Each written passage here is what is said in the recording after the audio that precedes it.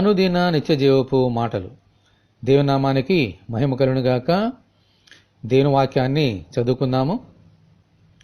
మీరు వినువారు మాత్రమే ఉండి మిమ్మల్ని మీరు మోసపుచ్చుకొనకుండా వాక్య ప్రకారము ప్రవర్తించువారనే ఉండుడి.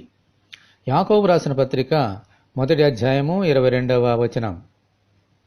నేను చెప్పు మాటల ప్రకారం మీరు చేయక ప్రభువా ప్రభువా అని నన్ను పిలుచుట ఎందుకు అని ప్రభువు పలికిన ప్రకారము యేసుని ప్రభువుగా మన హృదయములలో అంగీకరించిన మనమందరము ఆయన మాటల ప్రకారము చేయబద్ధులమై ఉన్నాం. దేవుని వాక్యము విన్నంత మాత్రమున దేవుని దృష్టికి నీతిమంతులము కాము గాని ఆ వాక్యమును విని గైకొని ఆ ప్రకారము చేయటం వలన మాత్రమే నీతిమంతులుగా తీర్చబడతాము. ఆమేన్. అటువలనే దేవుని వాక్యమును విని దానిని గైకొని వారు ధన్యులని ప్రభువు బోధించారు. ఆమేన్. హల్లెలూయా. అందుచేత ఇసుక మీద కట్టబడిన ఇంటి వలె కాక బండ మీద కట్టబడిన ఇంటి వలె ఆయన వాక్యమును గైకొనుచు విశ్వాస జీవితంలో కొనసాగిపోదాం. దేవునికి స్తోత్రము కలుగునుగాక. ఆమేన్. ఇటువంటి కృప కొరకు మనమందరం దేవుని ప్రార్థన చేసుకుందాము.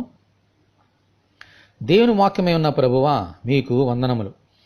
కేవలము మీ మాటలు విని మమ్మును మేము మోసపరుచుకోకుండా ఆ వాక్యమును విని ఆ వాక్య ప్రకారము జీవించినట్లు అనుగ్రహించమని, ఈ వాక్యం వింటున్న నీ బిడ్డలందరినీ అలాగున దీవించమని ప్రభువైన యేసుక్రీస్తు ద్వారా ప్రార్థన చేయుచున్నాము తండ్రి.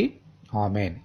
తండ్రి అయిన దేవుని నుండి మన ప్రభువైన క్రీస్తు యేసు నుండి కృపయు కనికరమును సమాధానమును మనకు కలుగునుగాక. ఆమేన్. పరిశుద్ధ దేవుని మందిరము.